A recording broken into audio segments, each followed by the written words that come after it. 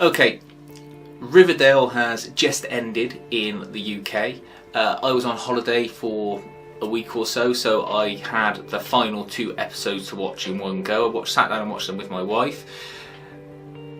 I'm glad that I had the final 2 to watch almost as a little movie after having had all the prelude and build-up from the series. I think if I'd have watched them independently, it might have taken something away from the revelations and the weight of the story.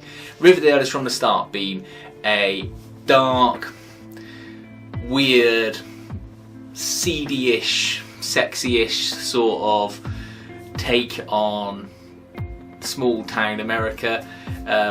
A bit like Twin Peaks, a bit like Blue Velvet, and still playing with the comic book conventions as you've had all the characters in there from the Archie comics like Josie and the Pussycats and that. What's really good is that it's only 13 episodes long first season, so it doesn't get tied up in its own sort of plotting, where a lot of these American shows they end up having to pad and fill time, and that's just so they can fill 20 episodes a season. I'm glad it's short and tight. No, there was never an episode where anything felt like it was wasted or just that they were dragging out the plot. There were lots and lots of twists, and every time you watched it you felt like there was something new happening or developing.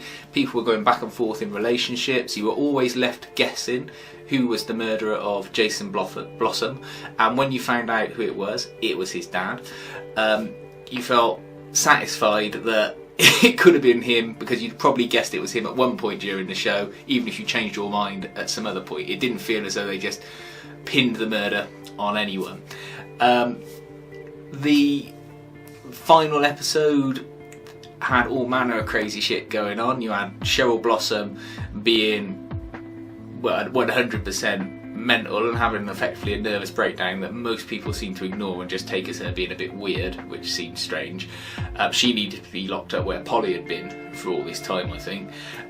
You had a revelation that the Betty character has a secret brother, and no doubt he's going to show up and cause trouble next season. You've got the other revelation that Betty's family is actually related to the Blossoms, and they just changed their name. You've got the whole incest thing between Polly and Jason Blossom, and you've got Archie and Veronica finally doing it, but then Archie seeming to shift in the last 2 episodes to go wanting Betty simply because Jughead's with her now.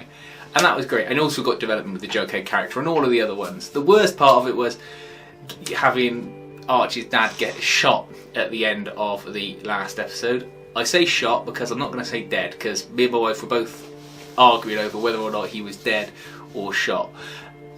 I hope he's just shot, because I thought Jason Priestley was great as his dad, and I don't want to see them just get rid of him. I'd rather they shot Archie's mum, because Molly Ringwald,